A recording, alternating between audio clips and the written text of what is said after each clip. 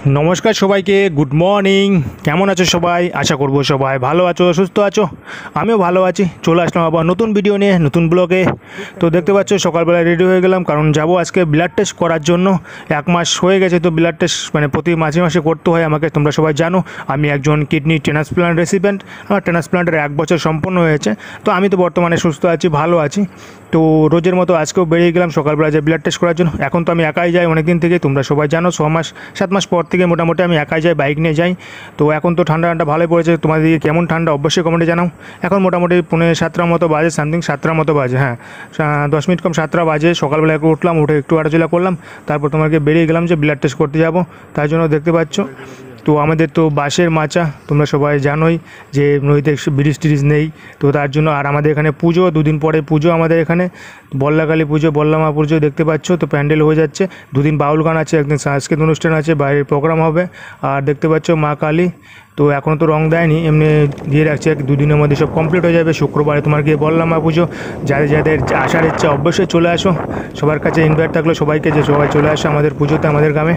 তো বেরিয়ে গেলাম, তারপর গ্রাম থেকে তো বাইক নিয়ে যাচ্ছি। আমি স্কুটি নিয়ে, যেটা অ্যাকচুয়ালি আমি তো স্কুটি চালাই, বাইক নেই। বাইক আমি আগে চালাতাম, যখন আমি ভালো ছিলাম অ্যাকচুয়ালি, তখন আমার ছিল বাইক ছিল, তখন বাইক চালাতাম। তারপরে যখন ডায়ালিসিস করেছি, 1 বছর ডায়ালিসিস করার পরে আমি মানে স্কুটিটা নিয়েছি। দেখলাম আমার গাড়ি ভাড়া অনেকটা চলে যায়, আমার ব্যাটারি স্কুটি নেওয়াটা অনেকটা বেটার। তো তারপর আমি ব্যাটারি স্কুটি নিয়েছি, কারণ বাবা চালাতে পারে। আর দেখতে পাচ্ছ সকালের আবহাওয়াটা দারুণ লাগছে, কিন্তু হালকা কুয়াশাও আছে, আর তোমাকে রৌদ্র উঠছে। আর কিছুদিন আগে তো খুবই বৃষ্টি গেলো, মানে কি বলবো যে এত বৃষ্টি গিয়েছে।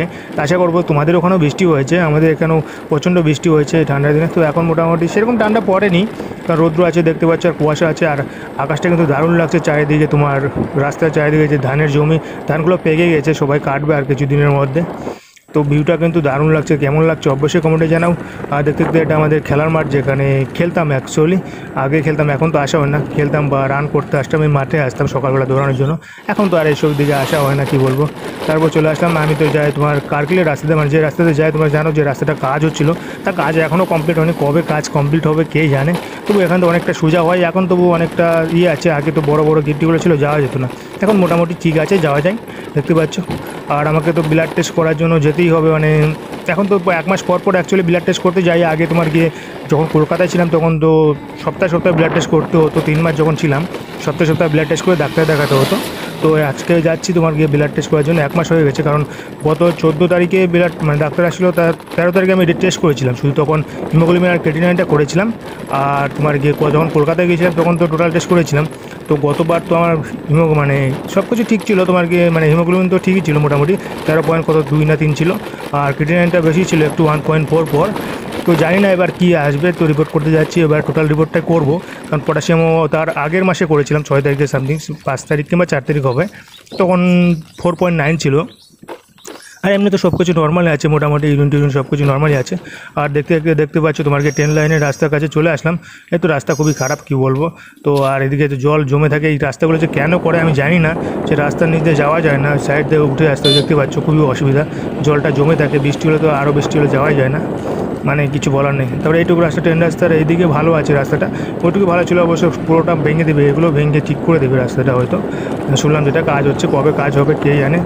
তো সেটাই তো দেখতে দেখতে চলে আসলাম প্রায় গঙ্গারামপুরের কাছাকাছি। আর এখান থেকে 2-3 কিলোমিটার হবে গঙ্গারামপুর। তো দেখতে পাচ্ছ, তারপর চলে আসলাম তোমার গিয়ে গঙ্গারামপুর ব্রিজে, যেখানে এখানে আবহাওয়াটা কিন্তু দারুণ লাগছে। দেখতে পাচ্ছ সূর্য উঠছে, আর তোমার গিয়ে হালকা কুয়াশা আছে, তো দারুণ লাগছে সকালবেলা আবহাওয়া। আর সকালবেলা অ্যাকচুয়ালি তো মানে ফাঁকাই থাকে, সেরকম ভিড় হয় না। চলো তোমরা ভিউটা একটু এনজয় করো।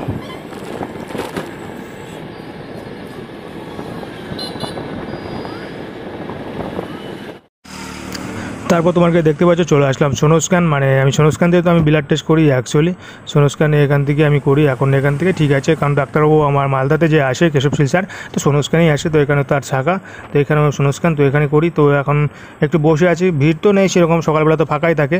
তো একজন নাম লেখাচ্ছে, তো আমাকে শুধু স্লিপ দিল, 1 নাম্বার স্লিপই দিল। আগের 2জন কাউন্টারে লোক আছে, তাই আমাকে দিল, এতে বসে আছি একটু সময়। তারপরে বিল টিল করলাম, বিল টিল করে তোমাকে ব্লাডটা দিয়ে দিলাম। তো 8টা বেজে গেছে, ব্লাড দিয়ে দিতে দেখি 8টার সময় ব্লাড দেওয়া হলো, মানে ট্যাকলে মেলে ওই টাইমে আমার ব্লাডটা দেওয়া হয়ে গেলো প্রায়। ওই টাইমে তখন তার ওষুধ খেতে পারিনি, তো ব্লাড দিয়ে তারপর মেডিসিনটা খেয়ে নিলাম। কারণ অ্যাকচুয়ালি মেডিসিন তো খেতেই হবে, কিছু করি আর না করি টাইম মতো মেডিসিন খেতেই হবে। আর মেডিসিন খেলাম, আর তো আমি না খেয়ে আসছিলাম, কারণ সকাল থেকে তো মানে ফাস্টিংটা আছে, তার জন্য না খেয়ে থাকতে হবে, না খেয়ে আসছিলাম। তারপর চলে গেলাম বাড়ির দিকে যাওয়ার সময়।